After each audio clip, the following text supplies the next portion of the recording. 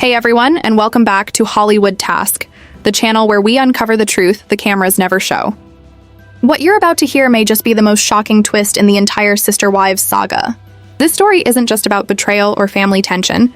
It's about manipulation, greed, and a long game so cold and calculated that it redefines what we thought we knew about Kody and Robyn Brown. For years, viewers have speculated about the real reason behind the family's move to Flagstaff, the mysterious delays on the Coyote Pass property, and the financial strain that seemed to hit everyone except Kody and Robyn. But now, insider accounts and leaked documents suggest something far darker was happening behind the scenes, something that may have been orchestrated from the very beginning.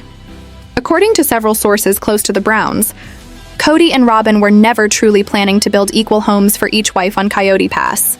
The land, split on paper into multiple parcels, was presented as a dream of unity. A fresh start, where the family could finally come together. But as time passed, that dream quietly shifted. Paperwork reveals that ownership percentages were uneven, heavily favoring Kody and Robyn. And while the others thought they were investing toward their future, it appears their money was funneled into a plan designed to secure everything under one name, Robyn's. The cracks started showing when Christine walked away. She had seen enough. Her exit was the first domino, and it terrified Kody because her leaving meant the illusion was breaking. Janelle followed, refusing to continue paying into a dream that no longer existed. And while Mary held on longer than anyone expected, even she could no longer deny what was happening. Each of them, in their own way, realized that they had been financially cornered. Their contributions turned into leverage for a property they might never own. And then came the most disturbing detail of all. Multiple reports suggest that in the years following the move, Kody and Robyn began using emotional manipulation to justify their actions. They framed their choices as sacrifices for the family's future, while quietly consolidating control of assets, cash flow, and legal ownership. Insiders claim that even the so-called family meetings were little more than scripted performances, designed to make it seem like everyone had a voice, when in truth, decisions had already been made. What's chilling about all of this is how methodical it was. Every fight, every excuse, every emotional outburst we saw on screen, it may not have been chaos at all, but a strategy. Kody's growing anger, his favoritism toward Robyn, even his cold treatment of his older children, it all fits into a pattern of isolation and control. The goal was simple: push everyone else out until only he and Robyn remained standing, holding everything. Now, sources claim that this 5-year plan was not only financial but reputational. By painting the other wives as rebellious, unstable, or disloyal, Kody and Robyn were allegedly setting up a narrative that would make them look like victims, the only ones still fighting for the family. This, in turn, kept their image clean enough to maintain TLC's support and continue their income stream even as the family fell apart. But now the cracks in that plan are showing. With Christine speaking freely, Janelle exposing inconsistencies, and fans turning against the couple, Kody and Robyn are losing the narrative. What they once controlled with charm and manipulation is slipping through their fingers. And if the rumors of legal disputes and unpaid land taxes are true, they may be facing a reckoning they can't escape this time. The question now is not whether the Brown family is broken. We know it is. The question is whether Kody and Robyn ever intended to keep it whole in the first place. Because if the evidence continues to mount, the move to Flagstaff wasn't a mistake. It was a calculated move in a much bigger game. And that game may finally be coming to an end. The place where we cut through the rumors and uncover the truth behind the Brown family. What I'm about to share with you may be the most shocking twist in the entire Sister Wives story. This isn't just about broken relationships or family drama. This is about power, deception, and a plan so deeply woven into the family's foundation that it changes everything we thought we knew about Kody and Robyn Brown. For years, we've all wondered what really went wrong. Was it jealousy? Was it money? Was it the move to Flagstaff? But the truth, according to multiple insiders, runs much deeper. What looked like chaos on camera may have actually been part of a cold and calculated plan. A long game that began long before the first wife left. From the outside, Kody and Robyn appeared to be struggling to keep the family together. But behind closed doors, something else was happening. Quietly, strategically, the couple was building control. Not just emotional, but financial.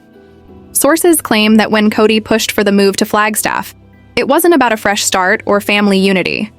It was about shifting power.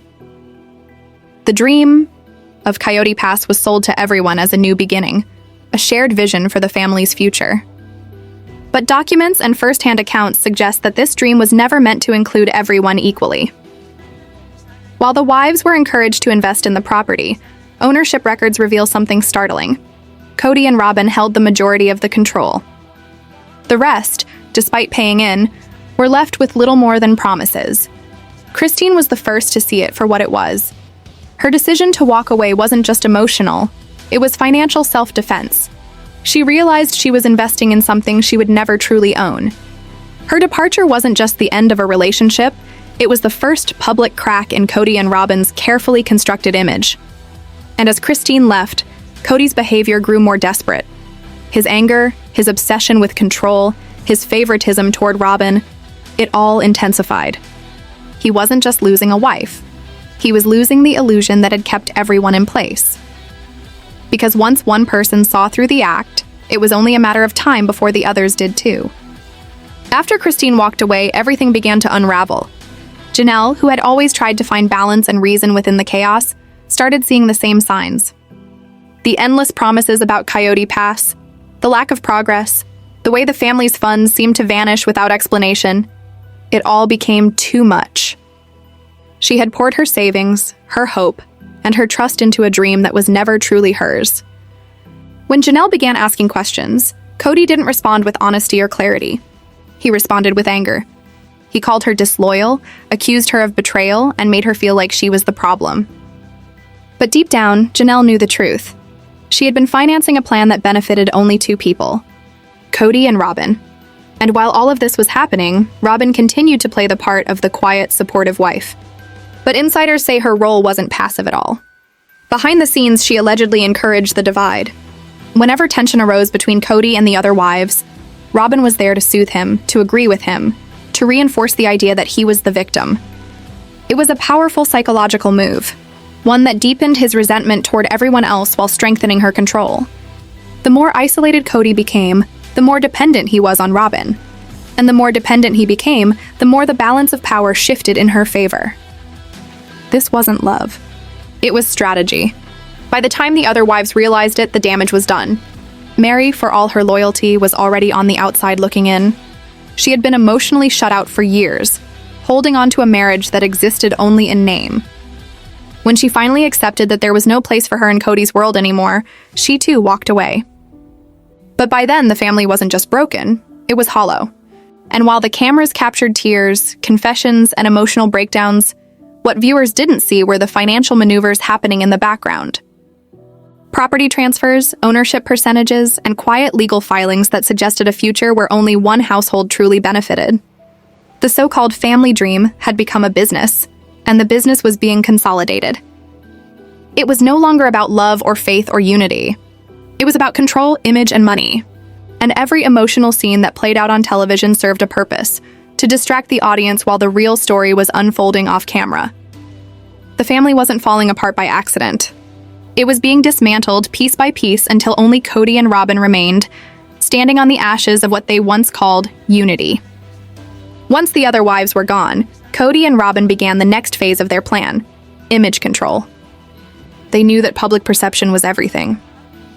The show was their lifeline, the only thing keeping the money flowing. And to keep that going, they needed to rewrite the story. So they painted themselves as the victims. The devoted couple holding on while everyone else walked away. The one still trying to make the family work. It was clever, and for a while it worked. Fans were confused, divided.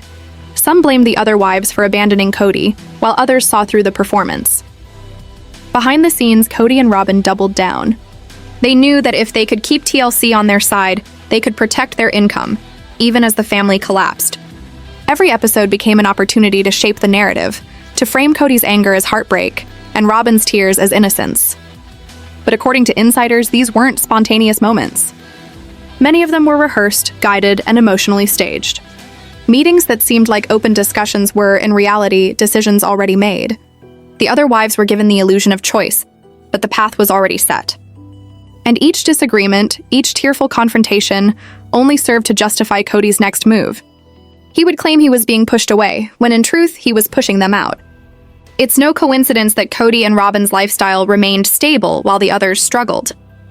They kept the house, the security, the resources, while Christine, Janelle, and Mary were left to rebuild from scratch. Kody justified it as protecting what's left of the family, but the reality was far more calculated. And then came the emotional manipulation, the guilt, the shame, the endless talk about loyalty. Kody used religion, family values, and years of emotional dependence to make the others question themselves. He convinced them that walking away was betrayal, when in truth, staying meant surrendering everything. It's a pattern that experts call coercive control, the kind of manipulation that doesn't always leave physical scars, but destroys a person's sense of autonomy. And it played out right in front of millions of viewers, disguised as reality TV drama. The irony is that Kody and Robyn believed they were winning. They thought they had secured their position, their image, their wealth. But what they didn't anticipate was how quickly the truth would spread once the other wives started speaking out. Christine found her voice. Janelle began sharing her side. And fans, once divided, began connecting the dots. Now the story Kody and Robyn tried to control is slipping out of their hands. The very narrative they built to protect themselves is turning against them, piece by piece. As the truth began to surface, the foundation that Kody and Robyn built on secrecy started to crack. The carefully managed image that had once fooled the network, the fans, and even the other wives was beginning to collapse under its own weight. What was once loyalty turned to anger, and what was once silence became exposure. Christine spoke freely, refusing to hold back any longer. She called out the favoritism, the hypocrisy, and the manipulation. Her calm honesty struck a nerve because it wasn't vindictive, it was truth. And that truth resonated. Janelle followed with her own quiet strength, confirming what so many had suspected for years. She spoke about money, about promises broken, about being told to trust the process while watching everything she invested disappear into thin air. And Mary, after years of public humiliation and loneliness, finally stepped out of the shadows. She stopped defending Kody and began defending herself. The three women I once isolated and silenced became the voices that shattered the illusion. Together, without even trying, they exposed the system that Kody and Robyn had built. Meanwhile, new reports began surfacing. Land tax records, property details, and financial filings all painted a troubling picture. The parcels on Coyote Pass that were supposed to represent unity had become symbols of division, and possibly deception. Questions were raised about who truly owned what, and whether certain transfers had been made quietly while the cameras were rolling somewhere else. Kody and Robyn continued to insist that everything was fine, that they were simply waiting for the right time to build. But insiders claimed that the so-called 5-year plan had never been about building homes. It had been about consolidating control. Every delay, every excuse, every emotional breakdown was part of the act. Now, as the public digs deeper and the family speaks louder, that act is falling apart. The fan base that once sympathized with Kody is turning on him. TLC is under pressure to address the growing backlash, and viewers are demanding transparency. The narrative is no longer theirs to control. For years, Kody and Robyn believed they could outsmart everyone, the wives, the audience, even the truth itself. But the truth always finds a way through. And as it does, it reveals something far bigger than a broken marriage.